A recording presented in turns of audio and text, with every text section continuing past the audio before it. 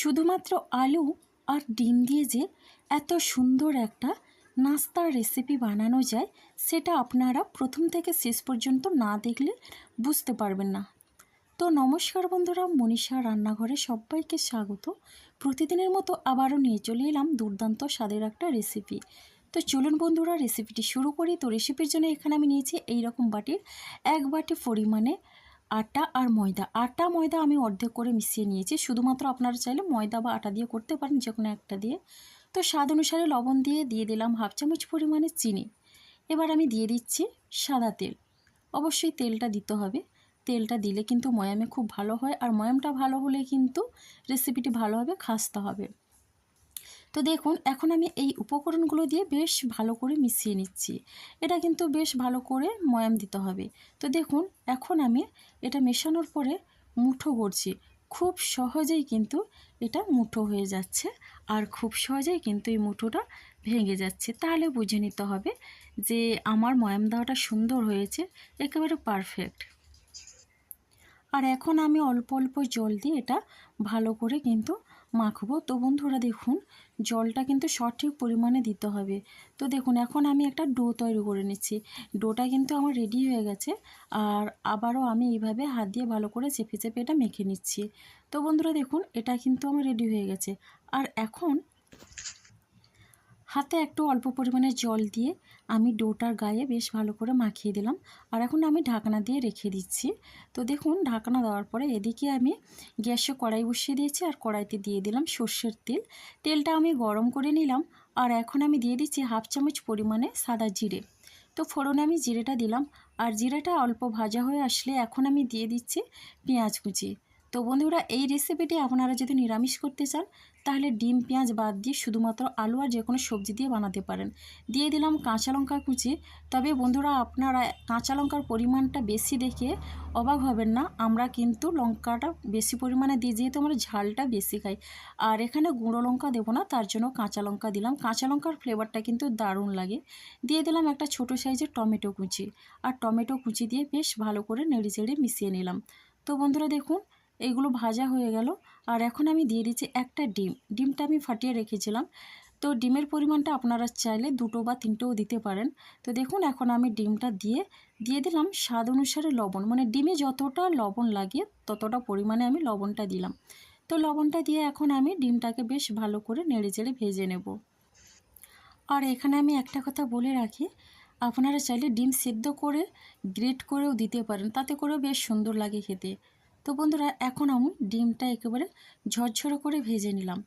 আর এরপরে এখানে আমি অ্যাড করে দিচ্ছি সেদ্ধ করে রাখা আলু।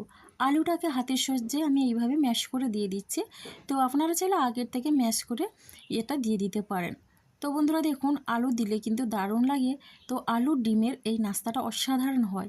তো দেখুন, স্বাদ অনুসারে আমি দিয়ে দিলাম লবণ, আর এখানে দিয়ে দিচ্ছি হলুদের গুঁড়ো, দিয়ে দিচ্ছি জিরের গুঁড়ো, আর দিচ্ছি অল্প পরিমাণে গরম মশলা গুঁড়ো।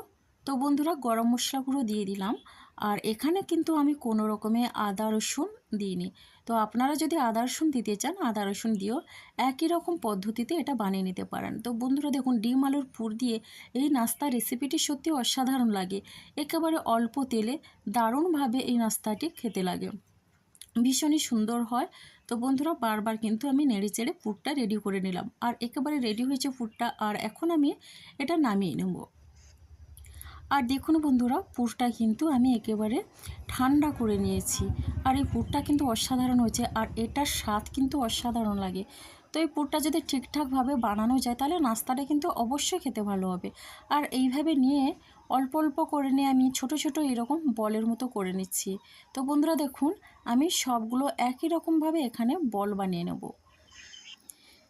এই গরমে নামেমাত্র তেল দিয়ে অল্প সময়ের মধ্যে খুবই সুন্দর একটা নাস্তা রেসিপি বানানো যায়। তো বন্ধুরা দেখুন, আমার এই বলগুলো একেবারে রেডি হয়ে গেছে। আর এখানে আমার 11টার মতো বল তৈরি করে নিয়েছি। আর এদিকে দেখুন আমি যে ময়দাটা রেখেছিলাম, আর এটা কিন্তু এইভাবে করে রাখলে ভীষণই নরম হয় আর এটা খাস্তাও লাগে খেতে। তো বন্ধুরা দেখুন ঢাকনা খুলে আমি আবারও এটা একটু ঠেসে নিয়ে এরপরে আমি লেচি কেটে নিচ্ছি। লেচিটা একেবারে ছোট ছোট করে কেটে নিচ্ছি, তবে লুচির লেচির মতো হবে না, একটু বড় করে কেটে নিতে হবে। তো দেখুন লেচিটা এইরকম করে আমি সবগুলো লেচি বানিয়ে নিলাম। আর এটা কিন্তু বানানো একেবারে সহজ, যে কেউ কিন্তু এটা বানিয়ে নিতে পারে খুব সহজে। তাহলে চলুন বন্ধুরা দেখুন লেচিগুলো কিন্তু এইভাবে করে আমি একটু হাতের সাহায্যে ঘুরিয়ে গোল করে নিচ্ছি। এতে করে কিন্তু আমি যখন রুটিটা বেলবো তাতে আমার খুবই সুবিধা হবে বেলার জন্যে। তো দেখুন বন্ধুরা প্রথমে একটা লেচি নিয়ে আমি রুটির মতো আমি বেলে নিচ্ছি, তবে এতটা বড় করব না রুটির মতো। তো এইভাবে করে আমি বেলে নিলাম। আর দেখুন বন্ধুরা বেলে নেওয়ার পরে আমি যে বলগুলো করে রেখেছিলাম আলু আর ডিমের বল, ওই বলটা আমি দিয়ে দিলাম। আর এইভাবে আমি ভাঁজ করে এটা রেডি করে নেব, যেরকম আমরা মোমো বানাই ঠিক সেই রকম করে এটা আমি ভাঁজ করে নেব।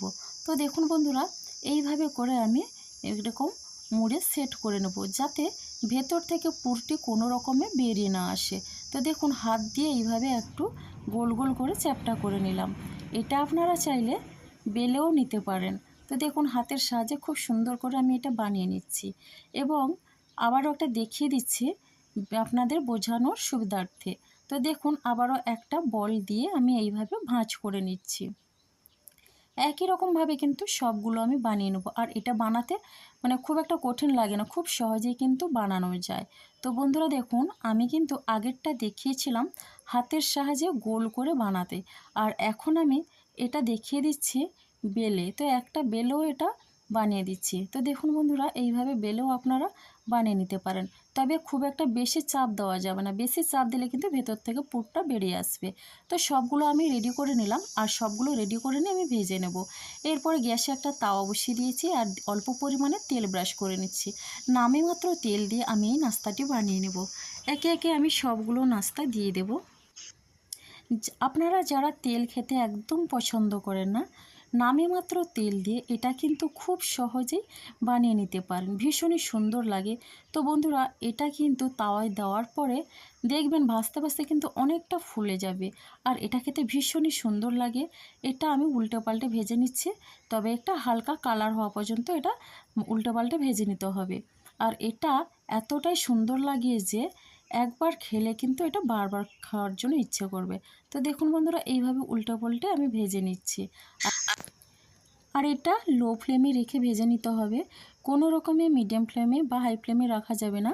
আর দেখুন বন্ধুরা এটা কিন্তু অনেকটাই ফুলকো হচ্ছে, আর এটা বানাতে আমার একেবারে 2 মিনিট সময় লেগেছে। তো এইভাবে উল্টো পাল্টে ভেজে নিচ্ছি। দেখুন বন্ধুরা এটা কিন্তু অনেকটাই ফুলকো হয়েছে, দেখে বুঝতে পারছেন এগুলো কিন্তু ফুলে ডাবল হচ্ছে। তো এখন আমার কিন্তু এগুলো ভাজা একেবারে রেডি হয়ে গেছে, আর এখন আমি এটা তুলে নিচ্ছি। খুব সহজেই কিন্তু এটা বানানো যায়, আর এটা দেখতে যতটা সুন্দর খেতেও কিন্তু অসাধারণ লাগে।